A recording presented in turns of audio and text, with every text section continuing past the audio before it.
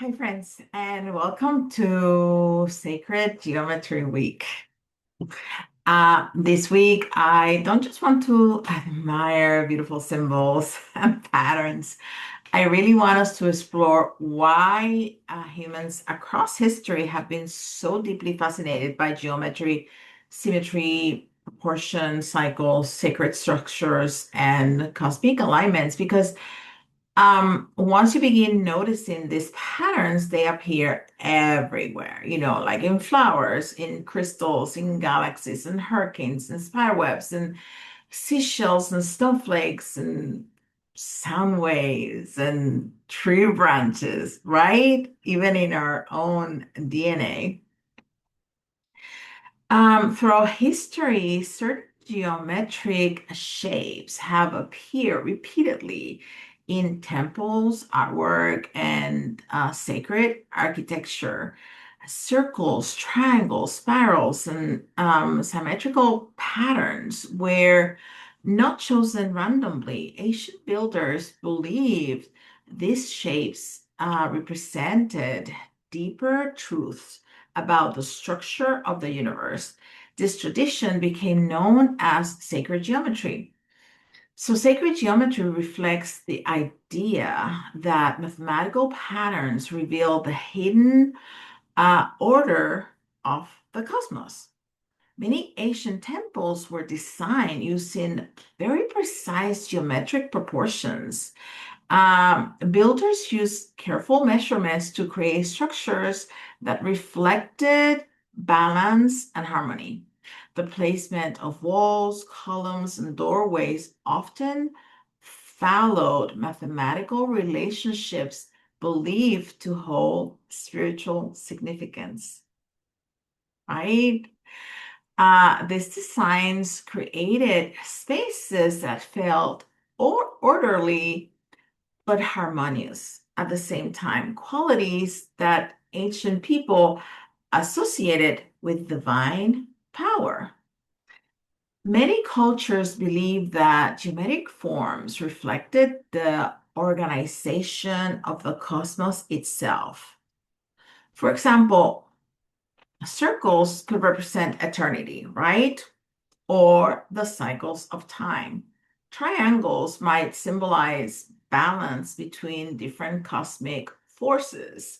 Spirals often reflected growth, movement, or transformation. Through these shapes, ancient societies expressed philosophical ideas about life, order, and creation. Evidence suggests that geometric principles were understood by many Asian civilizations across different regions, which is wild to me, right? Though the details vary, the underlying idea remains similar. Mathematics was not only practical, but also spiritual. Who knew? Geometry became a language through which humans attempted to understand the deeper structure of reality itself. Sacred geometry continues to influence architecture, art, and philosophy today. The patterns discovered by ancient builders remind us that mathematics has long been connected to humanity's search for meaning and harmony in the universe. And what fascinates me the most is that ancient civilizations seem deeply aware of this connection between mathematics, astronomy, nature, architecture, energy, and consciousness. The pyramids are one of the greatest examples of this. Long before modern technology, humans were building structures aligned with stars, solstices, equinoxes, and celestial movement with astonishing precision.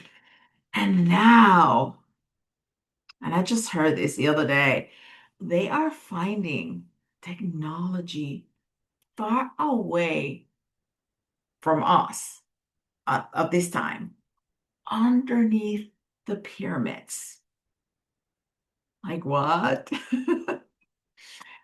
Whether you approach that spirituality historically or astrologically, symbolically, or scientifically, that is just incredible because it tells us something important. Ancient people were not disconnected from the cosmos. They observed it constantly. They tracked planetary movement, the moon, the stars, the seasons, the flooding cycles of the river, the changing positions of the sun, the rhythm of nature itself, right? We still live this way, even if we don't always realize it consciously. We talk about seasons of life, emotional cycles, spiritual awakening, rebirth, expansion, contraction, healing phases, and periods of transformation.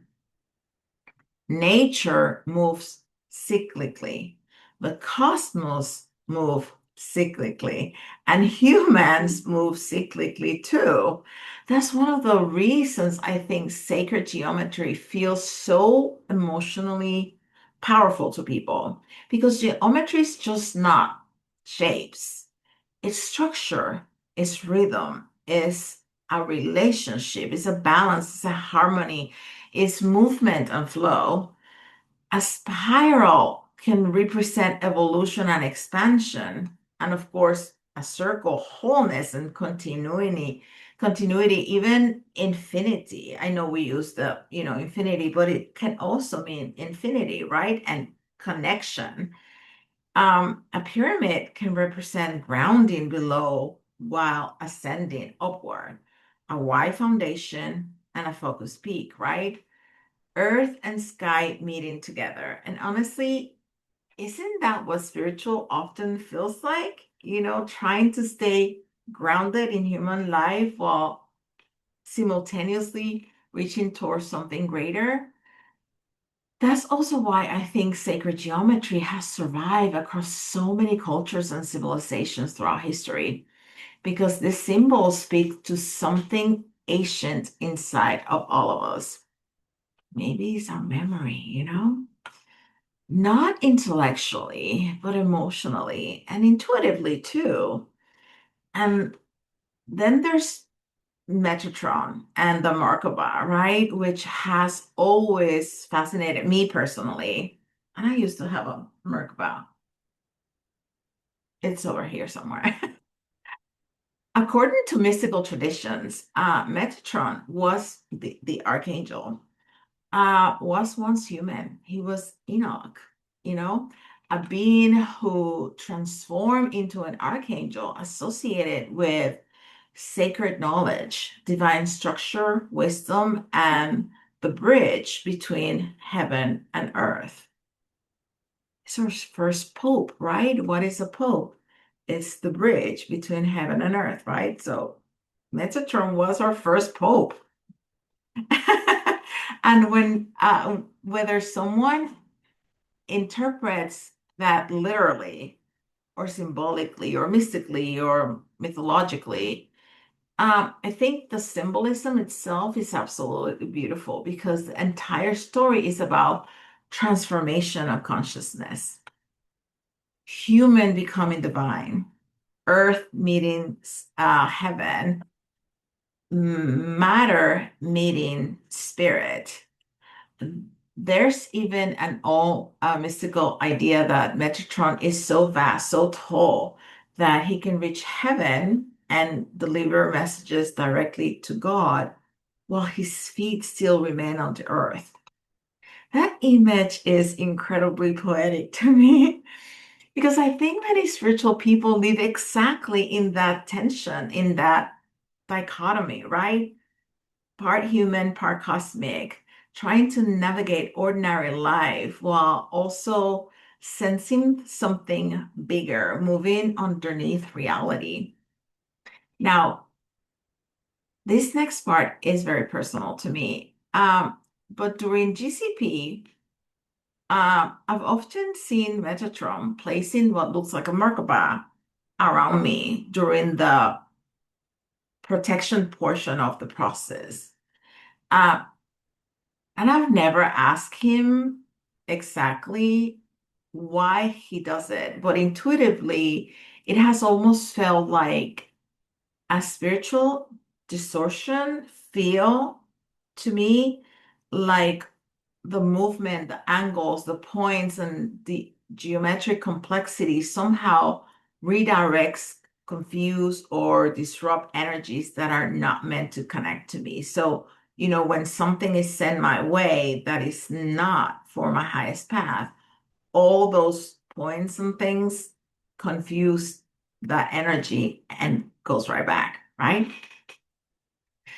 Almost like sacred geometry itself creates an energetic order.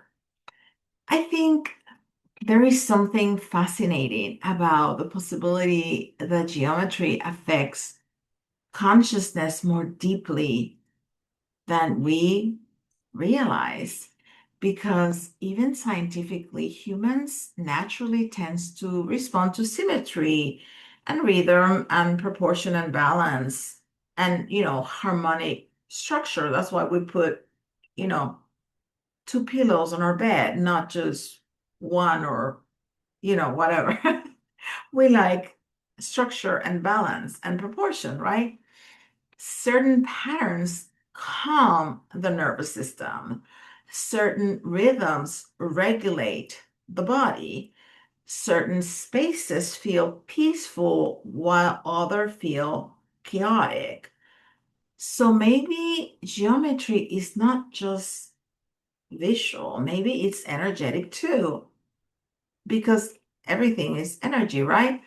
And maybe that is why the symbols continue surviving across centuries, religions, and cultures and civilizations, because somewhere deep inside of us, we recognize the language of the patterns, not because we're separate from nature, but because we are nature, made from the same elements, moving through the same cycles, built from the same universal structure, woven throughout existence itself.